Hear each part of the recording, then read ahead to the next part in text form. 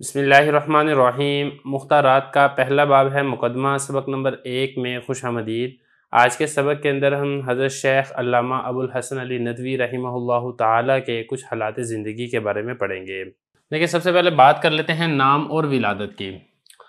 دیکھیں، حضرت ابو الحسن علی ندوی رحمہ اللہ تعالیٰ کا نام مبارک علی ہے اور ان کی کنیت ابو الحسن ہے اور یہ اپنی کنیت سے ہی مشہور ہیں۔ ان کے والد کا نام عبد الحی ہے اور ان کے دادا کا نام مولانا فخر الدین ہے۔ حضرت کا نسب حضرت حسن رضی اللہ عنہ سے جا کر ملتا ہے۔ حضرت کی ولادت 5 دسمبر 1913 کے اندر ہوئی ہے اور ان کی جو تسمیہ خوانی ہوئی ہے یہ بریلی شہر کے اندر ہوئی ہے۔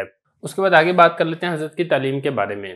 دیکھیں، لکھنؤ میں جو محلے کی مسجد کے امام تھے حافظ محمد سعید صاحب، حضرت نے انہی کے پاس ناظرہ قرآن مجید مکمل کیا ہے اور اس کے بعد جو ان کے محترم چچا تھے سید عزیز الرحمن، ان کے پاس ضرورت کے بقدر اردو پڑھی ہے اور فارسی تعلیم کا جو آغاز ہے وہ انجمن حمایت اسلام کی جو فارسی کی پہلی اور دوسری کتاب ہے اس سے حضرت نے آغاز کیا ہے۔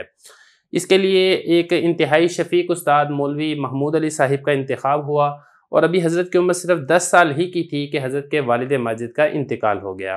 اس کے بعد جو حضرت کے چچا تھے سید محمد اسماعیل صاحب، حضرت نے ان سے بوستان کتاب پڑھی ہے جو کہ شیخ سعدی کی انتہائی مشہور و معروف کتاب ہے۔ ماسٹر محمد زمان خان سے حضرت نے حساب اور اردو نویسی کو سیکھا ہے اور والد صاحب کے انتقال کے بعد لکھنؤ میں جب تک حضرت کے پاس اپنے مکان کا انتظام نہیں ہو سکا تھا تو حضرت کا قیام نواب نور الحسن کی کوٹھی پر رہا ہے۔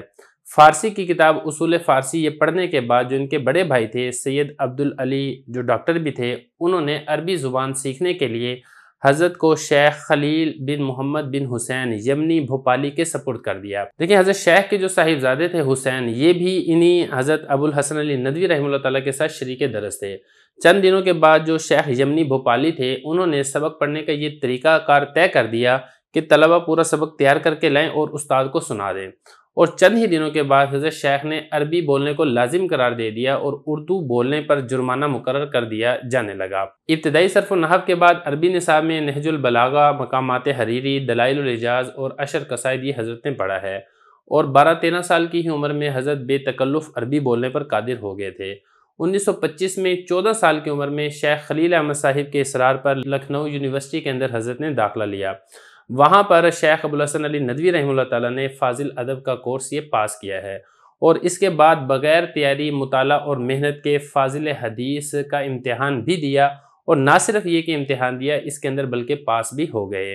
جون 1929 کے اندر حضرت نے لاہور کا سفر کیا، وہاں علامہ اقبال رحمہ اللہ تعالیٰ سے تعارف اور ملاقات ہوئی۔ 1930 میں مولانا احمد علی لاہوری رحمہ اللہ تعالیٰ سے سورہ بقرہ کا ابتدائی حصہ پڑھا۔ 1931 میں دوبارہ حضرت لاہوری رحمہ اللہ تعالیٰ سے حجت اللہ البالغہ کا درس لیا اور امتحان دے کر کامیاب ہوئے۔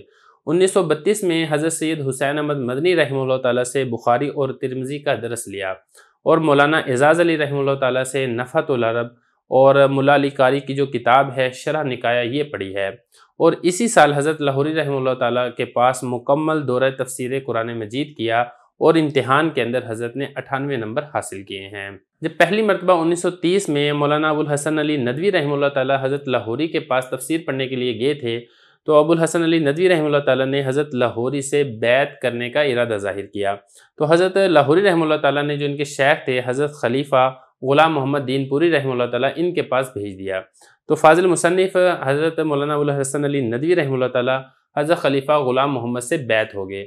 1946 کے اندر حضرت لاہوری نے حضرت مولانا ابو الحسن علی ندوی رحمہ اللہ تعالیٰ کو سلسلہ قادریہ کے اندر اجازت اور خلافت عطا کی اور 1948 میں حضرت شاہ عبد القادر رائے پوری رحمہ اللہ تعالیٰ نے بھی چاروں سلاسل کے اندر حضرت کو اجازت اور خلافت عطا کی تھی۔ تعلیم مکمل ہونے کے بعد آگے تیسرا نمبر ہے آغاز تدریس کا۔ دیکھیں، جب حضرت ابو الحسن علی ندوی رحمہ اللہ تعالیٰ نے تدریس شروع کی تو حضرت کی عمر صرف 20 سال تھی، لیکن تفسیر اور ادب کے دونوں میدانوں میں بزرگ سال اور پرانے ماہر اساتذہ کی طرح حضرت کی تدریسی صلاحیتیں رونما ہوئی ہیں۔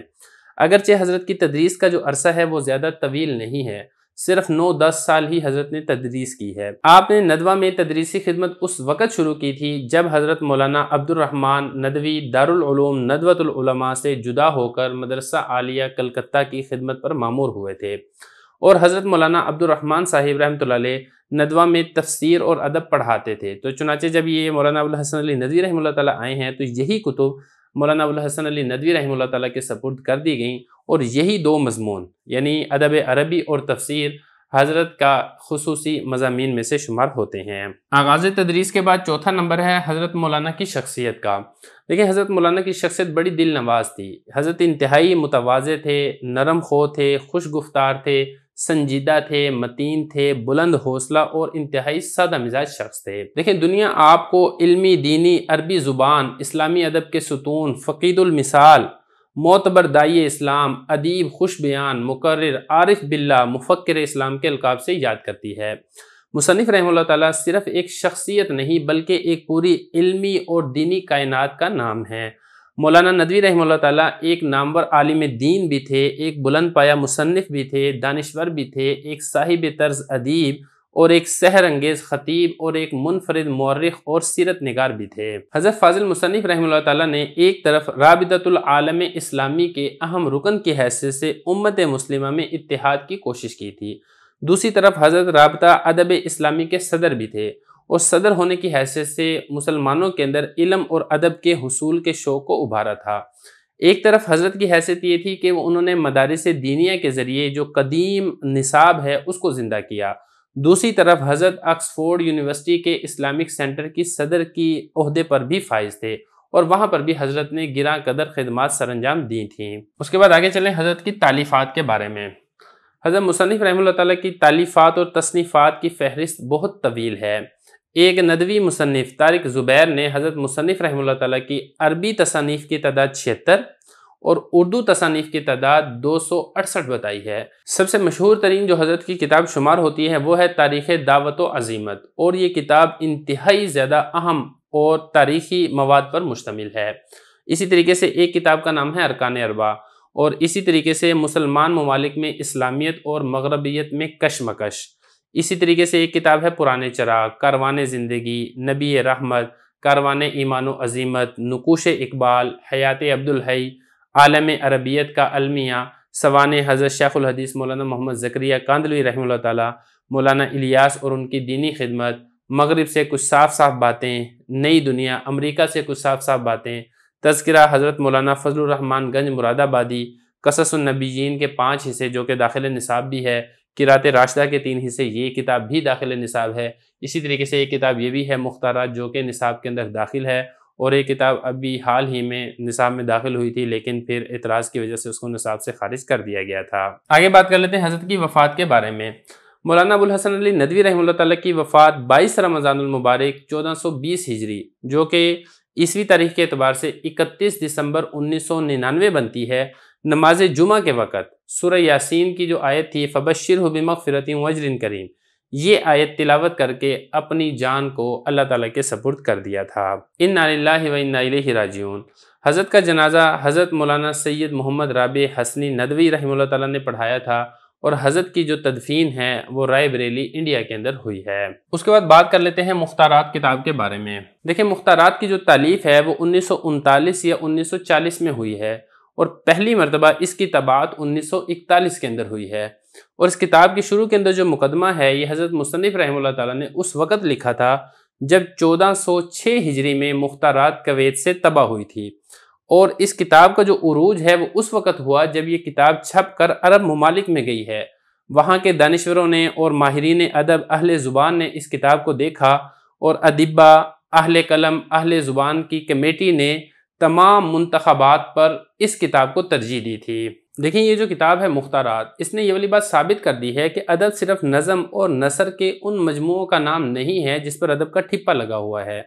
ادب کا نمونہ وہ تحریریں نہیں ہیں جن کے لکھنے والے ایک بات کو بیان کرنے کے لیے الٹے سیدھے طریقے سے قلم کو چلاتے ہیں، اور جس کے اندر نامنوس الفاظ، غریب الفاظ اور بے جا قسم کے محاورات کا فضول استعمال کیا جاتا ہے، بلکہ اس کتاب نے یہ والی بات ثابت کر دی ہے کہ قرآن و حدیث سے بڑھ کر ادب کسی اور کتاب میں نہیں پایا جاتا ہے۔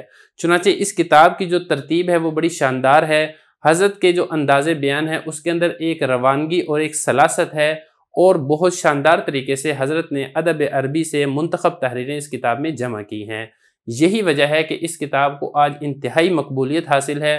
نہ صرف یہ کہ عالم عرب میں یہ کتاب پسند کی جاتی ہے، بلکہ مدارس دینیہ میں بھی اس کتاب کو داخل تدریس کیا گیا ہے۔